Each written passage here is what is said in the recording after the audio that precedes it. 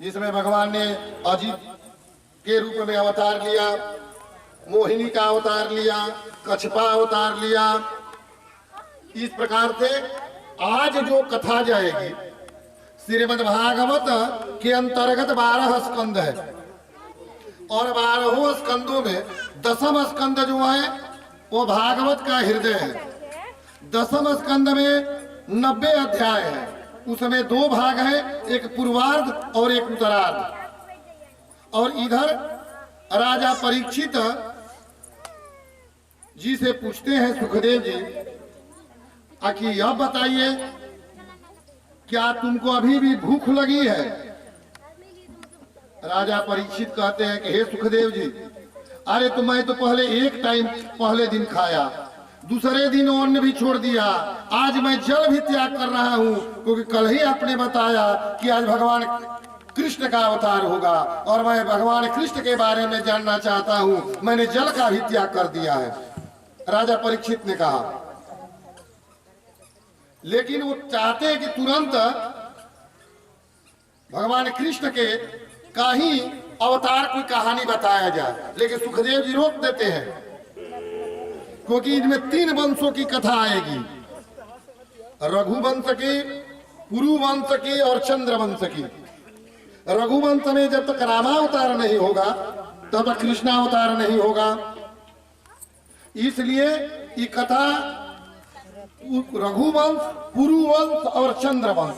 चंद्रवंश में कृष्ण जन्म हुआ, रघुवंश में राम जन्म हुआ और पुरुवंश में बहुत बड़े बड़े राजाओं की कथा बीच बीच में आई है, इसलिए यही तीनों वंशों की कथा चलेगी।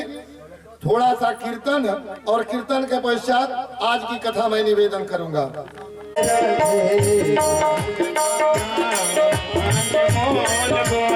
राधे राधे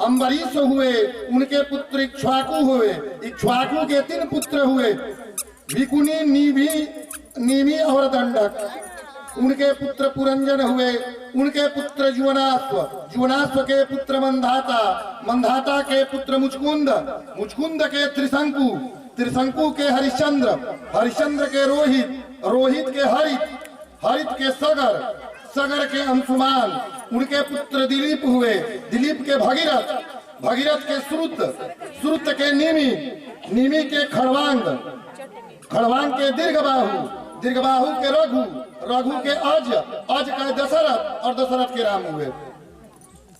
इन्हीं इन लोगों की वंशावली है रघुकुल की। इन्हीं में मनु के चौथे तीसरे पुत्र में नभक के पुत्र अम्बरीश हुए। इसी रघुवंश में अम्बरीश की कथा 2 अध्यायों में आई है। एकादशी का महात्मा अम्बरीश से ही प्रारंभ होता है। अम्बरीश के एकादशी व्रत किए हैं, राम के कुल के ही हैं। लेकिन दिक्कत कहाँ हो गई कि एकादशी जो व्रत किया जाता है, जो कल एकादशी था, वही कार्तिक महीने की एकादशी थी। उस दिन व्रत किए थे। व्रत में 3 दिनों का ये व्रत है। एकादशी व्रत एक दिन का व्रत नहीं है। एकादशी के दिन हम उपवास कर गए, ये 3 दिन का व्रत है। पहले दिन एक समय भोजन, दशमी के दिन, एकादशी के दिन अन्न और जल दोनों त्याग, और जब पारण होगा तो एक टाइम होगा। लेकिन हम लोग व्रत अपने शरीर और विलासिता के अनुसार करते हैं, हम हो चाहे आप हो। परसों एकादशी है तो आज ही उसकी सारी व्यवस्था कर लेते हैं कि खाने के पहले, व्रत के पहले क्या खाएंगे, व्रत के दिन क्या खाएंगे और पारण किस चीज से करेंगे, इसकी सारी व्यवस्था हम करते हैं। कारण कि न त्याग है, न व्रत कर रहे हैं और न तपस्या कर रहे हैं, विलासिता से संबंधित व्रत कर रहे हैं।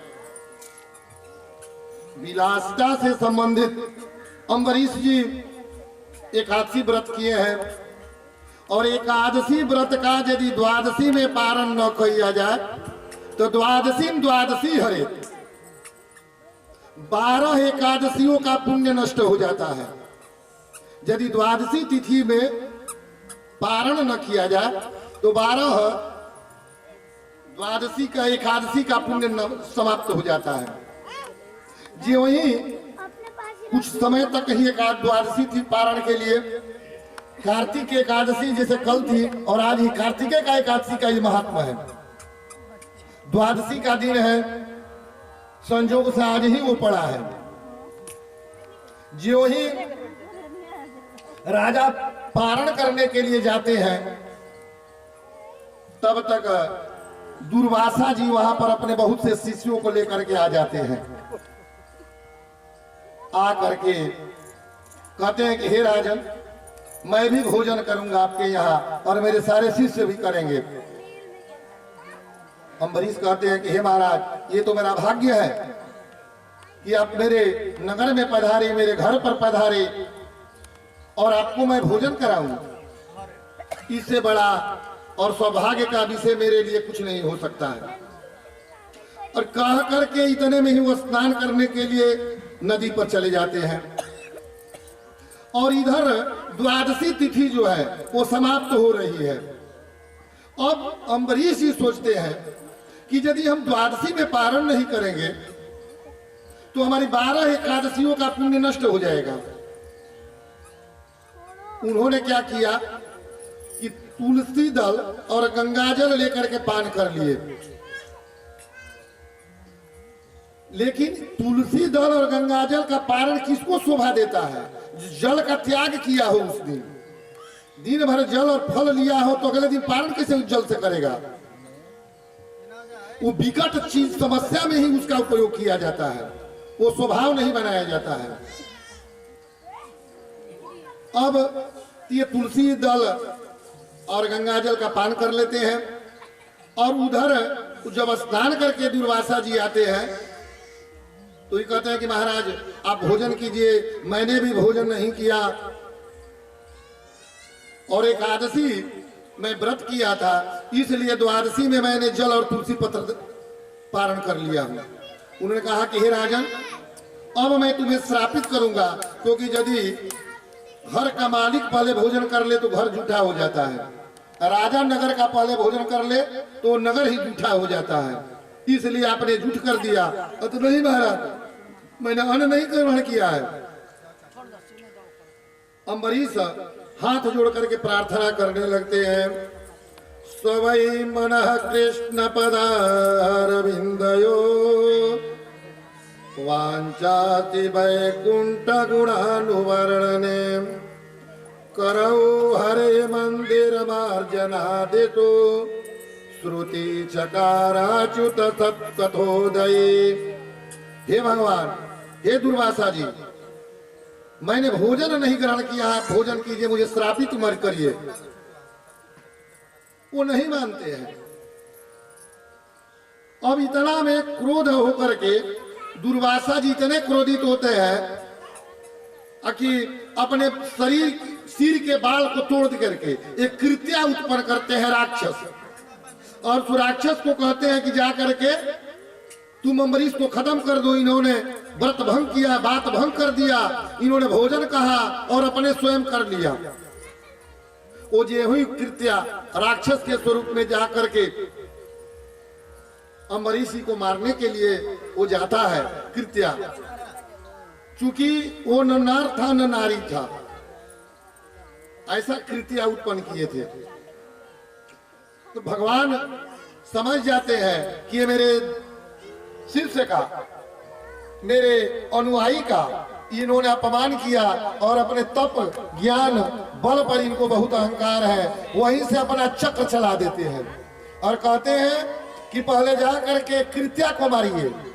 अपने चक्र को आदेश देते हैं कि पहले कृत्या को मारिए, उसके बाद दुर्वासा को भी खत्म कर दीजिए। क्योंकि भगवान के अधीन भक्त नहीं रहता है, भक्त के अधीन भगवान रहते हैं। और अपनी भक्त की रक्षा के लिए जब जब भी जरूरत पड़ी है तब तक उस प्रकार का निर्णय भगवान अपने भक्त की रक्षा के लिए लिए है। अब वो चक्र चला और जाकर के पहले कृत्या को खत्म कर देता है। अब दुर्वासा जी के पीछे पीछे वो चक्र चल रहा है। दुर्वासा जी भागते जा रहे हैं, पीछे से भगवान नारायण का चक्र जो है उनके पीछे पीछे चल रहा है। भागते भागते जाते हैं ब्रह्मा जी के पास, कहते हैं कि ब्रह्मा जी आप मेरी रक्षा कीजिए। ब्रह्मा जी कहते हैं कि मैं नहीं कर सकता हूँ। शंकर जी के पास जाते हैं, शंकर जी भी कहते हैं कि मैं भी रक्षा नहीं कर सकता हूँ। भगवान विष्णु के पास जाते हैं, कहते हैं कि हे प्रभु मुझसे बड़ा भारी गलती हो गया, आप मेरी रक्षा कीजिए। तो भगवान कहते हैं अहम भक्तम पराधीनो, हे दुर्वासा मैं भक्त के पराधीन हूँ, मैं भी माफ नहीं कर सकता हूँ। अहम भक्तम पराधीनो जय स्वतंत्र इव द्विजान साधु भेर्गस्त हृदयो भक्ते भक्ता जनप्रिय नाममात्मा नमासासे मद भक्त साधु विना ये चांतांत के ब्राह्मण जे साम गतिरहम पराम। मैं भी नहीं खत्म कर सकता हूँ। यदि तुम्हें अपना प्राण बचाना है तो जा करके अम्बरीश के शरण में जाओ। यदि अम्बरीश जी तो आपको माफ कर देंगे तो मैं हटा लूंगा, क्योंकि ये चक्र अम्बरीश के बस में हो गया है, क्योंकि मैं भक्त के बस में रहता हूँ। मैं पहले दिन की ही कथा में बता दिया कि यदि परमात्मा के आप हाथ पकड़ेंगे तो हो सकता है कि भक्त छोड़ देता है, लेकिन यदि परमात्मा पकड़ लेंगे तो नहीं छोड़ेंगे। इसलिए ऐसा कर्म करो कि परमात्मा तुम्हारा हाथ पकड़े। आते हैं और आकर के अम्बरीश के चरणों में दुर्वासा गिर जाते हैं, और दुर्वासा जी जब गिरते हैं तो उनको उठा लेते हैं। वो जाकर के गिर जाते हैं कि नहीं नहीं आप ब्राह्मण देवता, मैं क्षत्रिय हूँ, आप मेरे चरण पर क्यों आ रहे हो। और अब चक्र सुदर्शन का प्रार्थना करते हैं अम्बरीश जी, हे चक्र आप शांत हो जाइए, ब्राह्मण का वध मत कीजिए, आप यहाँ से शांत होकर के भगवान नारायण में आप समाहित हो जाइए, उनके यहाँ चले जाइए। और चक्र शांत होकर के पुनः लौट जाता है। ये अम्बरीश की यही एकादशी